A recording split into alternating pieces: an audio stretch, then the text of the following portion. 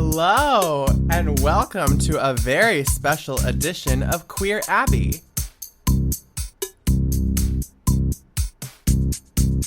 Hi, y'all. Welcome to the first, I hope this works, otherwise this is going to be embarrassing, the first video episode of Queer Abbey ever. Oh my god, I'm looking right at ya right now. It's the 34th episode, and I appreciate you for tuning in.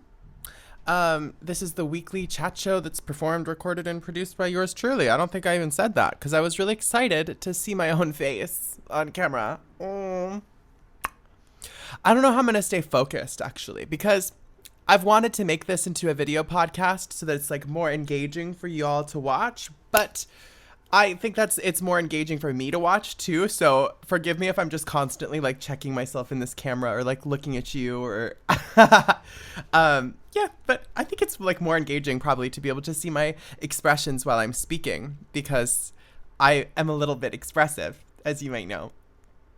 I am hoping that I have the technical skills to sync up the video properly with the audio. I hope this isn't extremely boring to get into, but basically I'm like recording a video on my phone, and then I'm able to take the audio through the interface that I'm using. But I don't know about all of the little finite details of like video editing. It's not something I've ever delved into, but I have faith that I can figure it out, and I've become a little bit more confident just sort of trying things, you know, from doing this little podcastiana. It's taught me that you can do things that are hard, or like even if you don't know how to do it at the beginning, you'll figure out the steps as you go along, even if you do it wrong. So who knows, I might not be able to sync this video up, but I think that I will be able to figure that out eventually. And the same goes actually for like hosting interviews on Zoom and such. I think that I'm actually going to be able to make that happen sooner than later.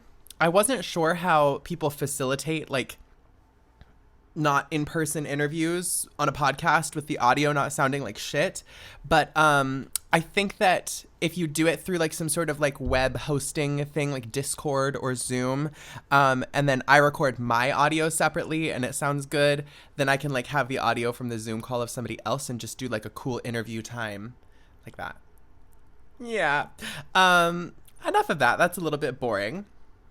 I'm in my second week of this term of school, and speaking of the video editing stuff, I'm doing this project in school where we're making a film. Like the film students are writing and directing this film noir style project, and then us SAMP or like music production students, we are going to compose a film score and like do the sound design and everything. So that's in this one class. We're collaborating doing that, and we're learning about like a lot of the intricacies of how music is scored for film and for visual media in general, because there's some different rules than just, you know, regular music theory. It's really expressive and really emotive, and it's just all really exciting stuff. It's definitely something that I want to continue to learn about and do. I would love to score a movie one day. That's a bucket list goal of mine. So that's exciting. In one of the other like sound production classes that I'm taking, this one is truly just called sound design. We are going to do all of the stuff for Night of the Living Dead.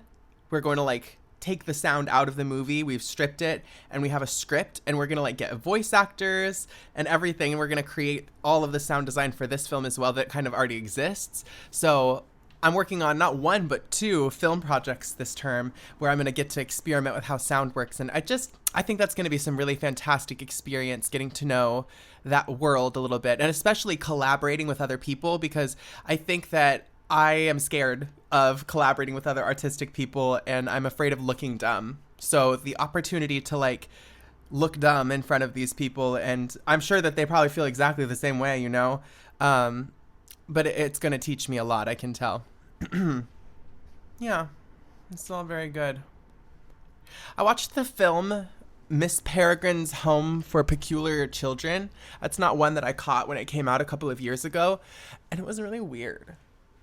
I kind of like didn't like it very much because there was like this weird like World War II story arc, but maybe I was high and I like just didn't understand it all the way. I can't tell. I had to write a paper on a movie score, which is something that I've had to do a couple of times so far in my music school career. And I watched Spirited Away again the other night, and that was really nice. If y'all don't know, the Hayao Miyazaki film, everybody should know Spirited Away, I think. It's so nostalgic.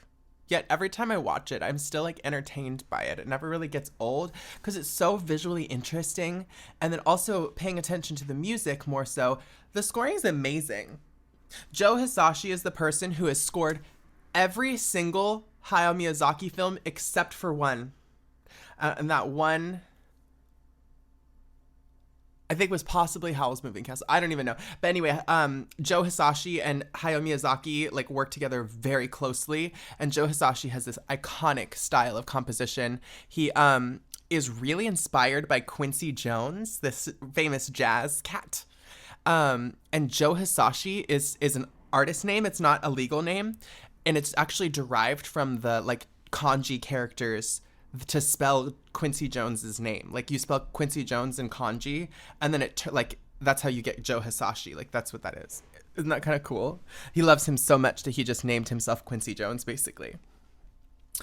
The music for Spirited Away, it uses the idea of like setting so effectively because if you haven't seen the film Spirited Away, there's this little girl, Chihiro, who, with her family, she just moved, and then they're, like, going to their new house with all their shit, like, going to meet the movers, and they get lost in this spirit dimension. And because of her parents' like, greed or carelessness, they kind of get trapped and turned into pigs, and then Chihiro is spirited away into this world and sort of enslaved by this bathhouse owner named Yubaba, who's this very spooky old witch, and I love Yubaba's character.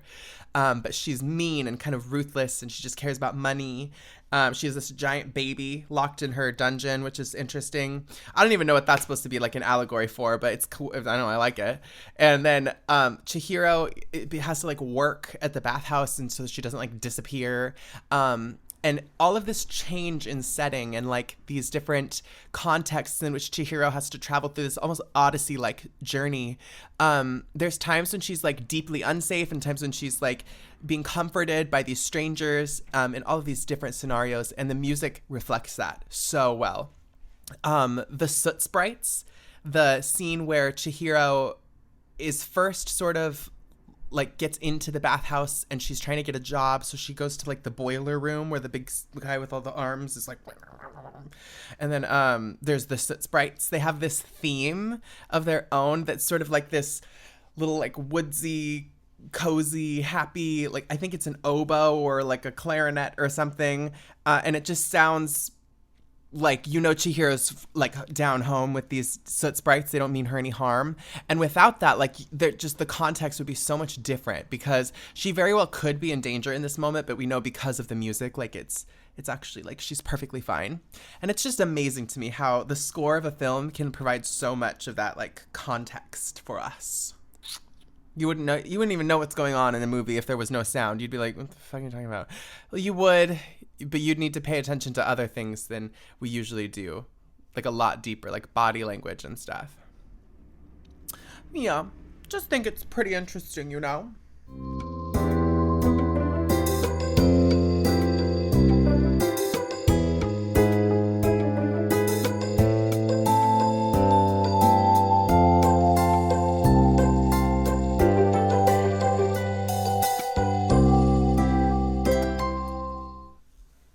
Alrighty, y'all. Let's get into... Oh, not me wearing my headphones still in this take. This is hard. I'm confused already doing this video nonsense, but we'll see. We'll see if I can make it work. Let us get into a little bit of advice for this part of the spotlight. The first prompt this week says, Queer Abbey. My girlfriend recently said she's not in a relationship at a party. Recently, we attended a party together. After a bit of drinking, someone brought up the idea of playing Spin the Bottle, adding, only if you're not in a relationship, though. To which my drunk girlfriend quickly responds, I'm not. She quickly realized her mistake and backpedaled, but I still feel like shit. Any advice? Yikes. That's a tough one. I think that if I was in your shoes, I would probably also be pretty offended if somebody like, because I don't know that much context here. Is this a room full of people that like you all know really well? Because that's like so embarrassing.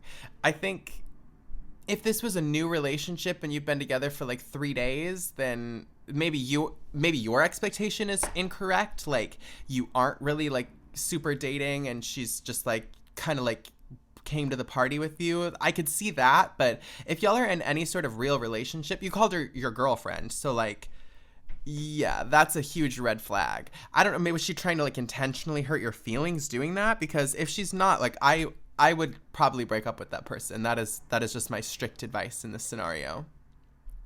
Sorry. Yeah. I have not enjoyed in the past being a tranny. People don't like to tell others that they're dating me or that they are attracted to me, and it's just a big no-no for me if somebody's not willing to be forthright about a relationship with me. Like if you want that level of intimacy with me, then you have to be public and you have to not be full of shame about it. Yeah. And if that girl was just trying to like hook up with somebody at your expense, like at the expense of the security in your relationship, then just let her do that. Like break up with her. You don't need to be with her. Anyway, next prompt. My wife gave me a really expensive gift for Christmas that I don't want. How do I tell her? This is interesting. An expensive gift. I wonder what that could mean. Like, are we talking a watch, like a Rolex, really expensive? Are we talking an ugly shirt that costs more money than you would pay for a shirt? This one really depends, I think, on some contextual factors. But in general, I think that you can bring it up gently, as if it were a coworker or a professional situation.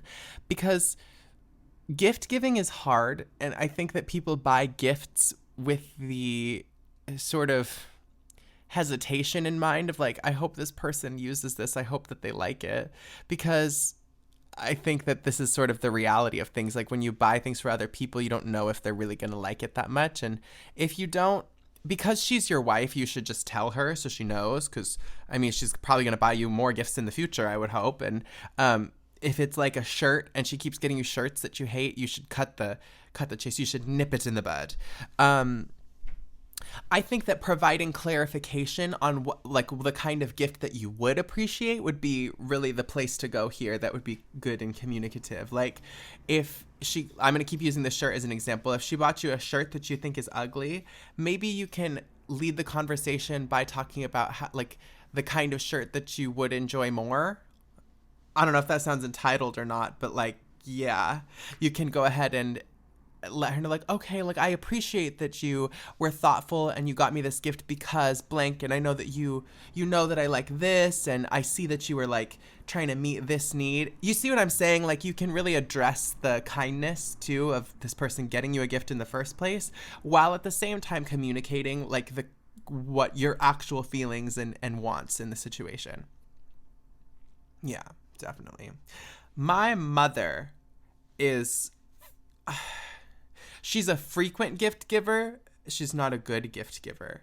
Like, I don't mean to be ungrateful or sound that way. Growing up, my mom loved to like, my dad was always accusing her of just like wasting his money, which I think is just sort of a sexist thing too. But my mom did love to go to like a dollar store and go get like weird knickknacks to like show her affection. That was just a way that she shows her love, and I can appreciate that, honestly, that's just like a love language of hers.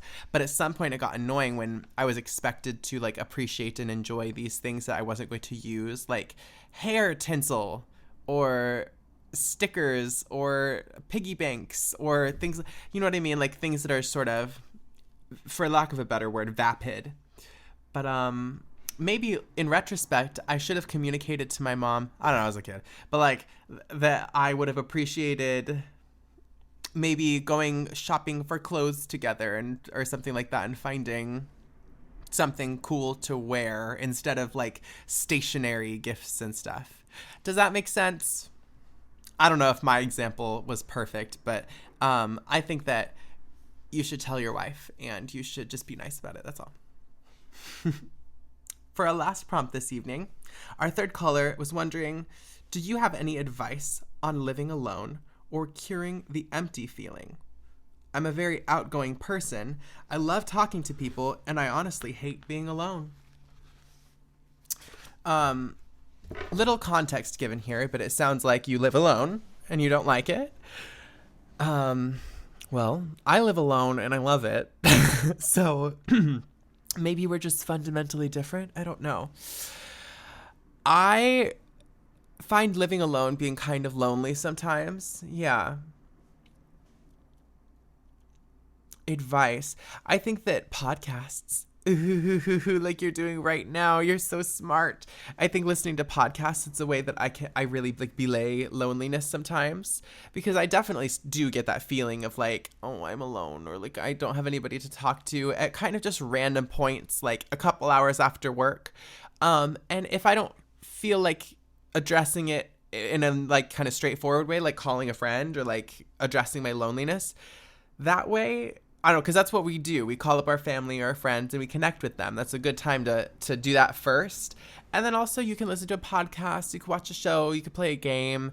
You know, there's things to be done. Do a puzzle, pick up some sort of artistic endeavor, bake, make some cookies, you know? Like I can think of about a million things to do in my apartment alone, but that's sort of me. So you have to structure that for yourself and for whatever works for you, because if you know you hate being alone, then that's not your tea. So anyway, that's pretty much gonna wrap us for the advice. Let's move on to our musical spotlight. How about that? I'm having such a hard time focusing with this video and everything.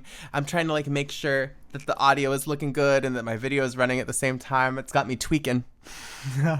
All right, let's get into the musical spotlight.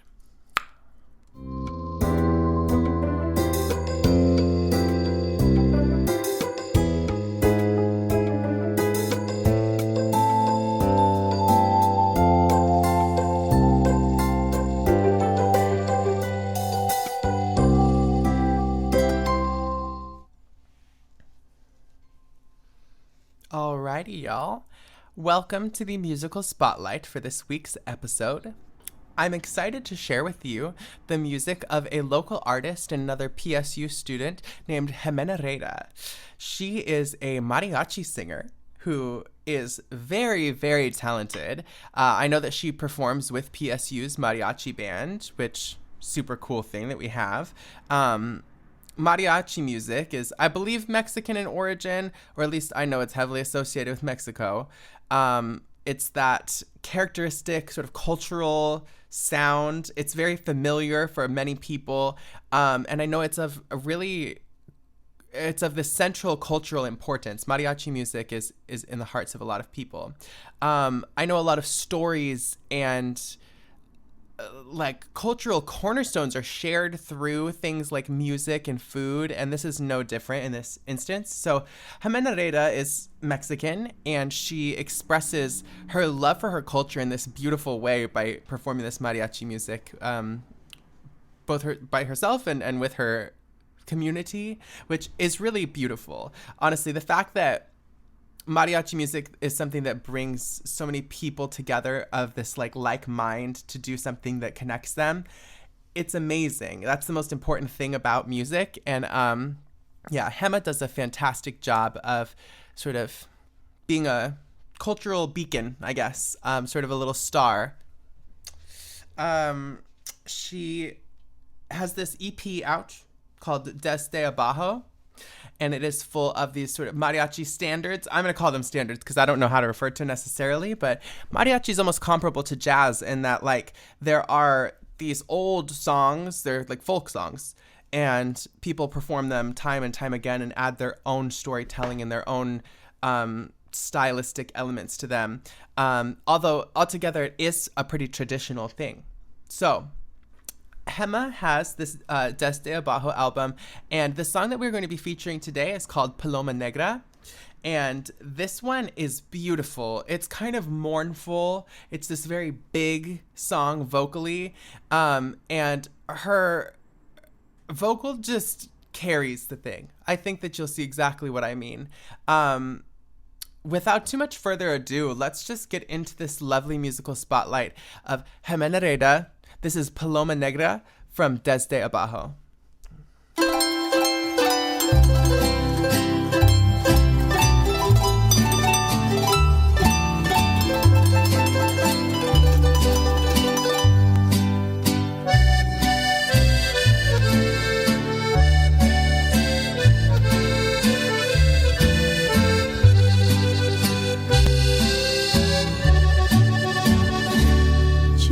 Canso de llorar y no amanecer. Ya no sé si maldecirte o por ti rezar. Tengo miedo de buscarte y de encontrarte.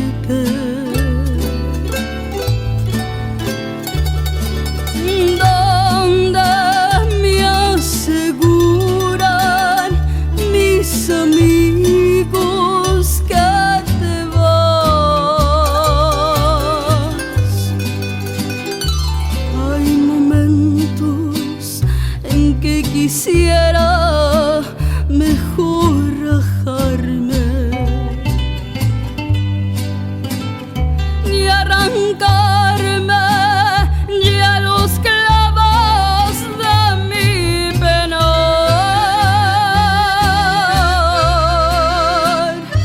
pero mis ojos se mueren sin mirar tus ojos, y mi cariño con la aurora te vuelve a esperar.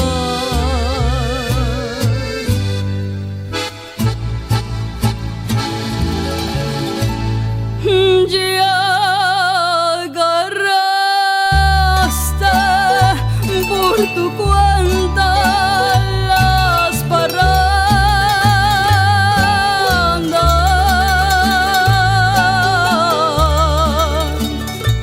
Paloma negra, ¿dónde andarás?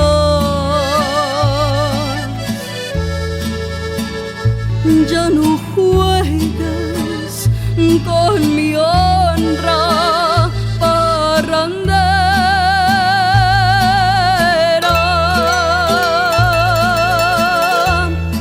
Si tus caricias deben ser mías, de nadie más. Y aunque te ame con locura, ya no vuelvas. Paloma negra, eres la reja de un penar. Quiero ser libre, vivir mi vida con quien yo quiera. Dios, dame fuerzas, que estoy muriendo por irlo a buscar. Ya agarraste por tu cuenta las parrandas.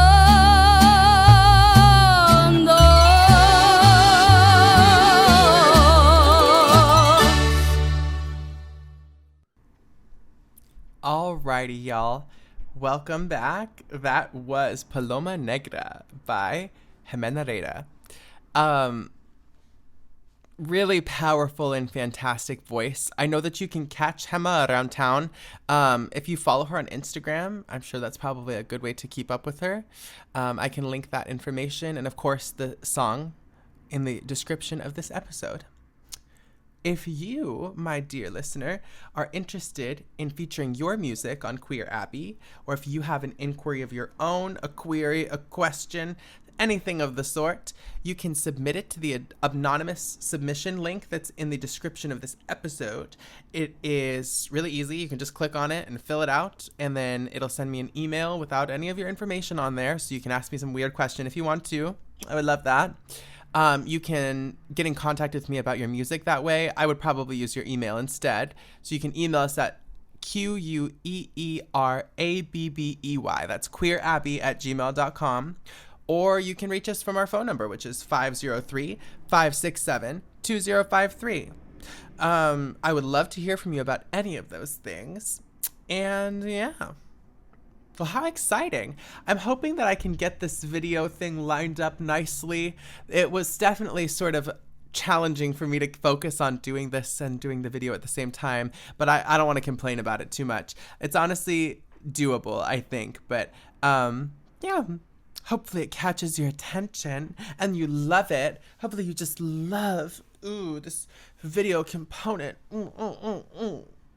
Yeah. So thank you for tuning in. I appreciate you for listening and or watching, I guess. And I hope that you have a good week. This is Wilson over at Queer Abbey signing off. I'll see you next Sunday. Yeah.